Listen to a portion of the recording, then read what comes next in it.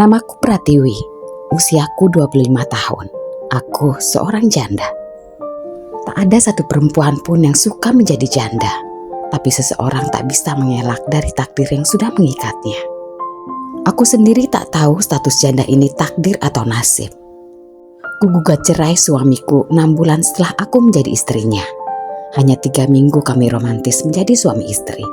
Selebihnya makin hari hanya siksa dan derita yang kurasa.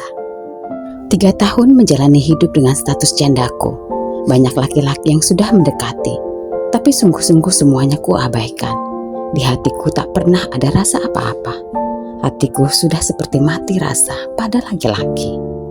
Bahkan aku sempat khawatir mengidap kelainan, sampai-sampai aku beranikan diri konsultasi pada psikolog. Ini hanya efek trauma saja. Saya harap Mbak Tiwi bisa mulai berdamai dengan masa lalu, kata sang dokter. Memang, perlakuan suamiku yang walau hanya 6 bulan benar-benar membekas pada aku. Bukan hanya kekerasan fisik, tapi juga psikis dan seksual. Yang penting aku saat ini sudah lebih baik. Tapi menjalani hari-hari tanpa cinta memang terasa hambar, monoton dan menjenuhkan. Walau aku memiliki banyak teman perempuan dan laki-laki yang selalu menghiasi hari-hariku, tetap saja ada yang kurang, ada yang kosong. Namun kira-kira sebulan yang lalu ada seorang laki-laki yang tanpa mendekatiku aku sudah terpikat. Dia benar-benar sudah mencuri hatiku. Aku seperti dimabuk asmara. Aku seperti muda lagi. Tapi aku pun dirundung bingung, gelisah dan tak tahu harus bagaimana. Karena dia sudah beristri. Aku mengenalnya saat ikut pelesiran beberapa bulan yang lalu. Selain dia, aku juga mengenal istrinya. Mereka pasangan yang romantis. Di setiap pertemuan dan di medsos, mereka pasangan yang eksis. Walau aku tiba-tiba memiliki rasa suka pada lelaki itu, aku bukan wanita jahat yang menginginkan kerusakan rumah tangga mereka. Tidak pernah terlintas, apalagi berusaha melakukan itu. Kadang aku hanya berani menikmati perasaanku sendiri dalam hati. Menikmati rasa kangen ini, rasa cemburu yang tak jelas. Kadang terlintas ingin menarik perhatiannya juga, tapi kekhawatiran lebih kuasa. Ya, tentu saja aku khawatir karena statusku ini. Aku sudah terlalu sering dikatakan janda gatel, genit, hanya karena beberapa bulan ini aku ingin berpenampilan lebih baik. Padahal 2 tahun lebih saat aku terpuruk, mereka tak pernah ada. Saat aku mulai belajar bangkit, mereka siap siaga.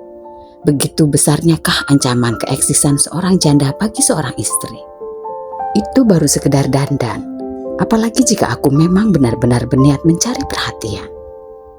Dia, sebut saja Mas Lukman, ternyata pernah sekolah di SMA yang sama denganku. Walau gak sempat saling kenal, dia 2 tingkat di atasku.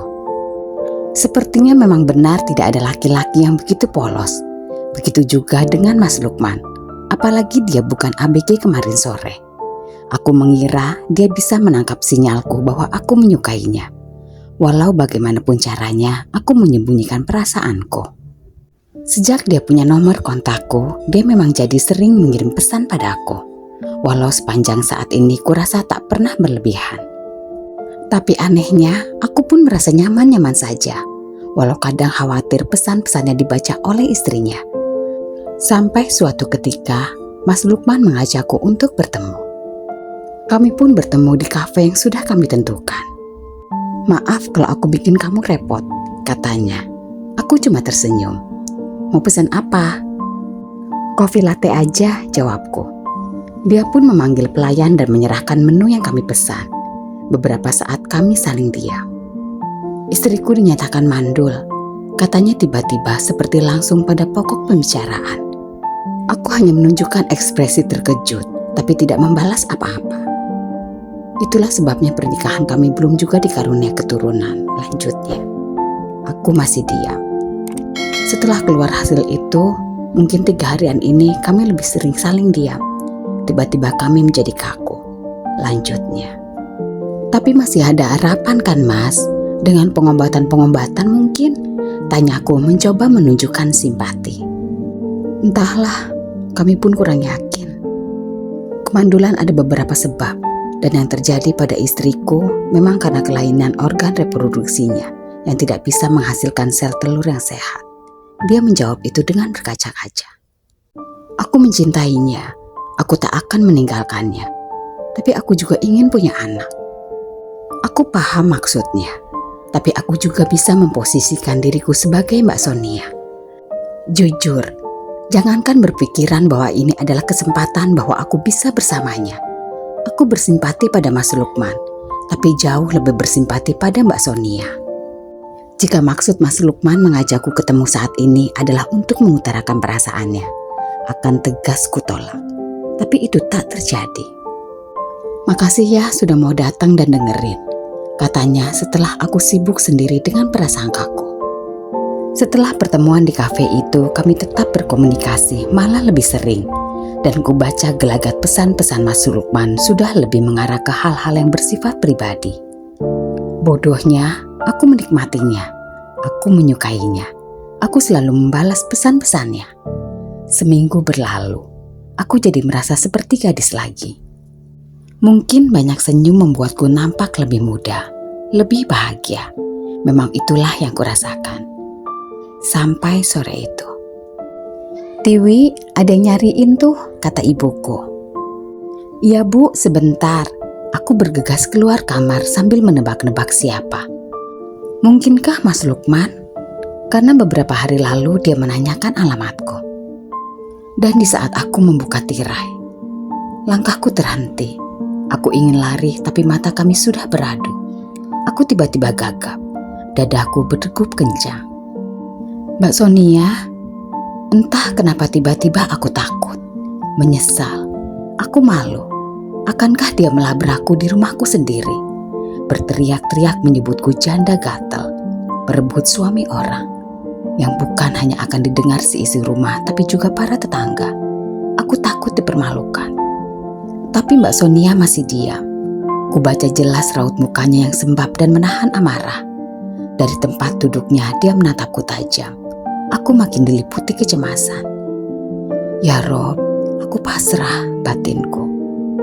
Tiba-tiba dia bangkit dan berhambur ke arahku. Namun di luar dugaan, dia mendekap pundakku, memelukku erat dan tangisnya pecah. Aku tak tahu apa yang harus kuperbuat. Akhirnya kami duduk berdampingan. Tapi Mbak Sonia belum bisa menguasai diri. Dia menutupi wajahnya. Dia menangis lagi dan lagi. Aku tak tahu apa yang dia rasakan. Aku pun tak tahu apa yang harus kulakukan. Bukan hanya dia, aku pun ikut menangis terseduh.